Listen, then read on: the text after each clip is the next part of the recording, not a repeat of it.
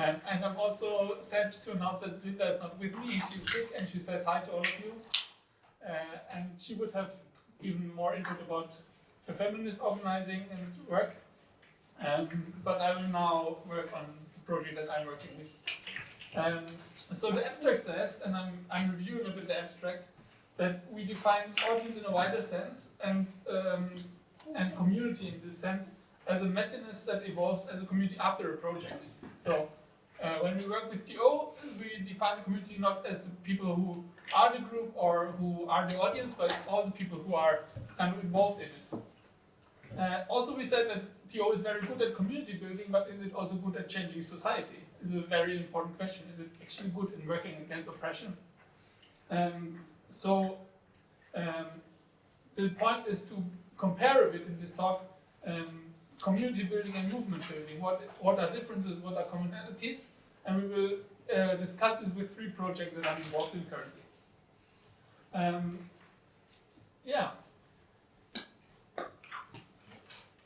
For community, I said already, the messiness that evolves from projects that is aimed at long-term commitment. And movements, I would say, are social movements that are groups who want to change society in a progressive direction in some way. In another paper, I argue that TO itself is a movement and a social movement, and you can read this in the journal, PTO Journal 2020. But here I will separate it a bit. So I will argue that TO is not per se movement-based.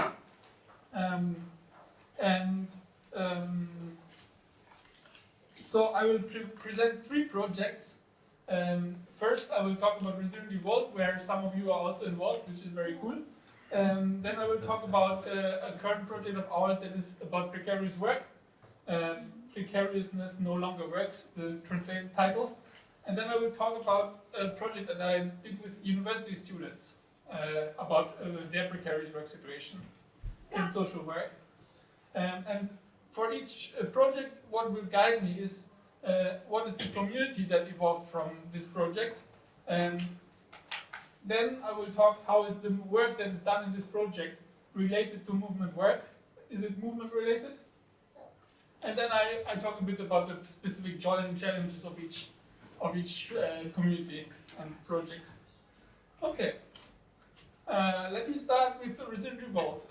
Resilient Revolt is an international movement network of people doing theatre of the oppressed towards climate justice. And currently we have quite stable groups in Germany, Austria, and Slovenia, and beyond. So I would say it's a quite stable network. What defines it though is, I would say, the friendship that were made in this movement. So it's not that the people come there because they want to change something politically, mainly, but it's that they are good friends. And this is very cool, this is very beautiful. But even though it's claiming to work towards climate justice, it depends on individuals who work for climate justice in this movement. It's not yet there that all of the people who are there work towards climate justice. So I would say it's rather friends and colleagues rather than political comrades that work together there. But we can discuss it, and maybe the borders are fluid. Yes. And if we make the counter argument, could these groups work in any theatre project together? I would say yes, even though some people will always bring the climate justice topic inside the topic.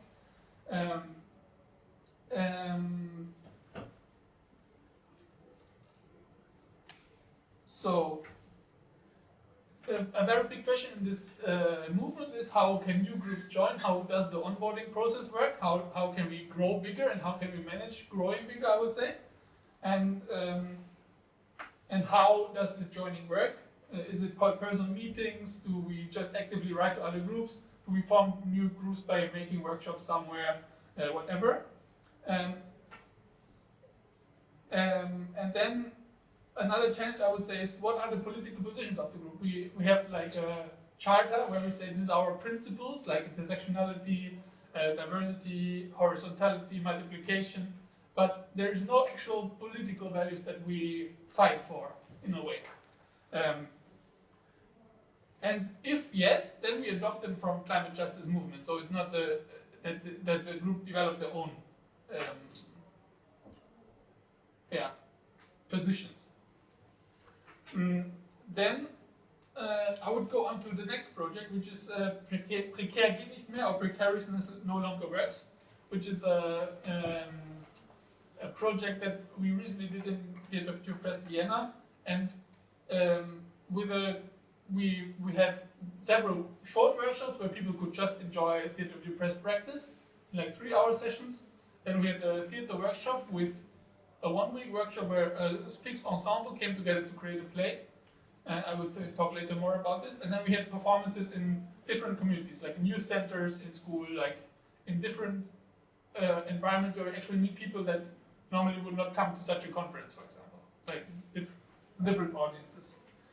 The theater group was selected based on their different experiences with precarious work. So they were non-EU students who have no work permit in Austria. There were care workers. There were old pensioners with no pensions. There were a lot of diverse people, and our idea was to build alliances between different precarious groups so that they can form somehow a community that can politically work together and create solidarity among each other.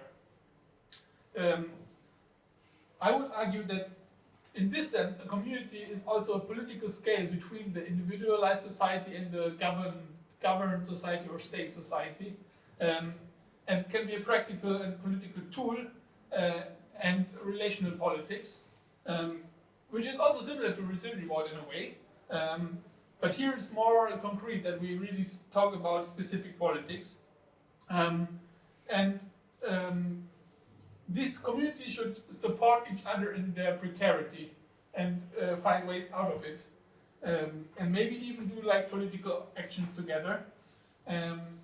And also we try to connect with different social movement organizations like unions, also for undocumented people, to form a network that is also based in civil society, like there are NGOs that support this community of specific people.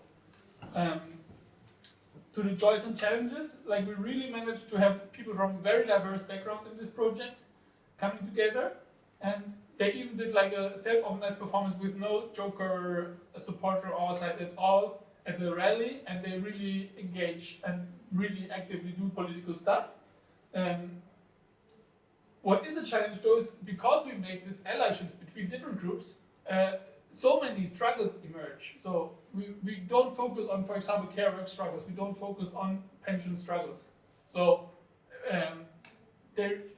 I think if we really want to work politically, it would mean that we engage with a specific political injustice or struggle. And here we have the melange of a lot of struggles. And the question is how to engage deeply with the struggle, maybe. Also, a challenge is that because the people are migrants and they have visa problems, maybe the community will fall apart in a few months, and we don't know. And we actually have a meeting next week where we discuss how it will go on. And I think one important learning is that when we announce TO projects, we actually announced that this is about a political community and that we focus on long-term work, which we didn't do enough in this case, I would say. So, who knows? The last project I want to talk about is a seminar that I give in the University of Applied Sciences in Würzburg, which is a social work university. And these students have to do internships for 6 months and they are not paid at all, basically, full-time. So they are not able to make an income with any other job. If they are sick for more than 5 days, they have to do it more in the end of the internship. They have no vacation at all. There is a very precarious situation with these internships. The university is not behind the students, so they are actively advancing neoliberal values, and they are not even supporting their students in their precarious situation. This is the political situation there. So what I did is I offered a Theatre of the Oppressed course in this context about it, and we created a forum play where we invited the university staff where only maybe 2 of them came last semester.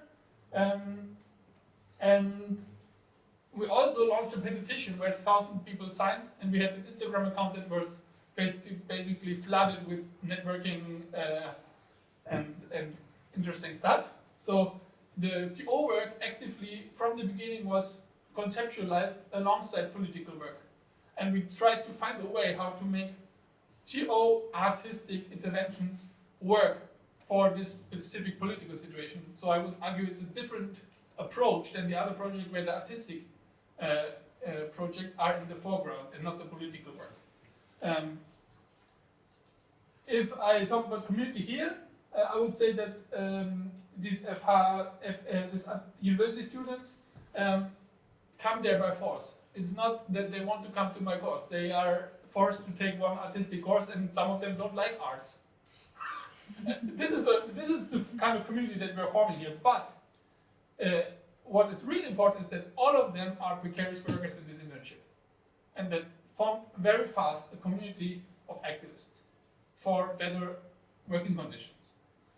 Even if they were there not voluntarily, which is bad for TO projects, we always say, very fast they activated themselves into a social movement, I would say. So I would say it's not a voluntary but a dialogic context. I worked that, like very important pedagogic wise, but not in a voluntary wise because it was a forced context. The movement I already said, there a petition with 1,000 signees, and it's a channel with a lot of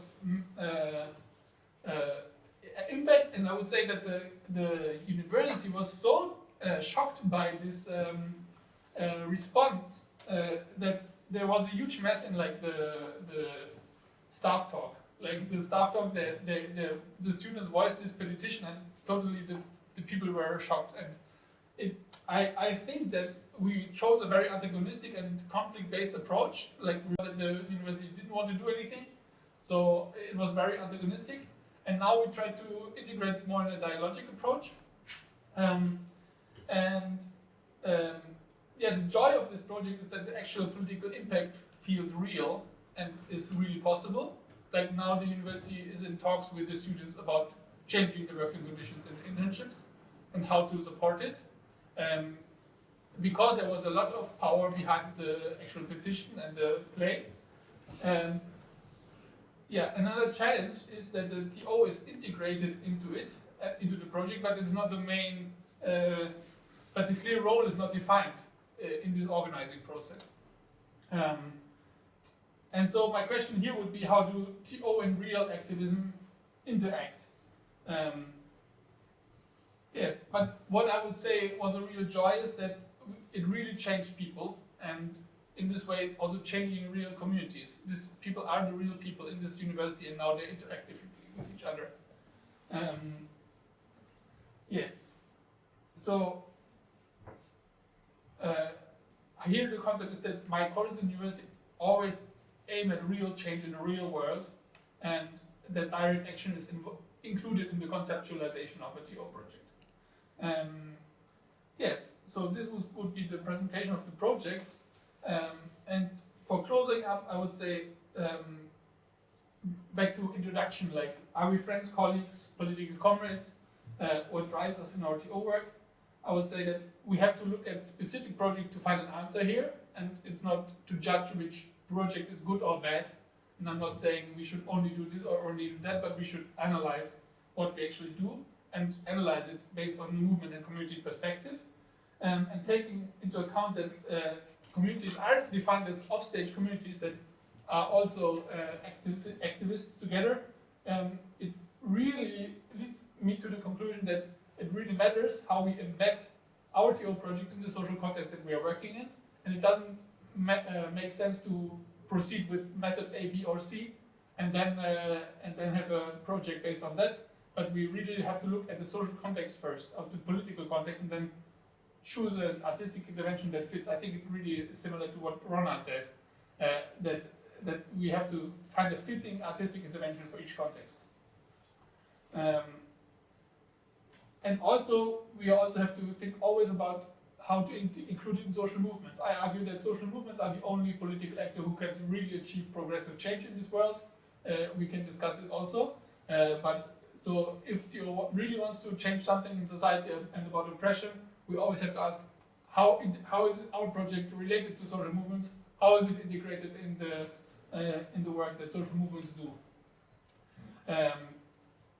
Yes, and I also argue that it brings us closer to social justice if we design TO projects according to the change that we want to see in the world. So if we want to change ABC, then we have to find a way, a theory of change, how to get there with TO. And we will deal with this question in the workshop that I'm giving tomorrow, and I'm hopefully seeing most of you there. Yes, this was my talk.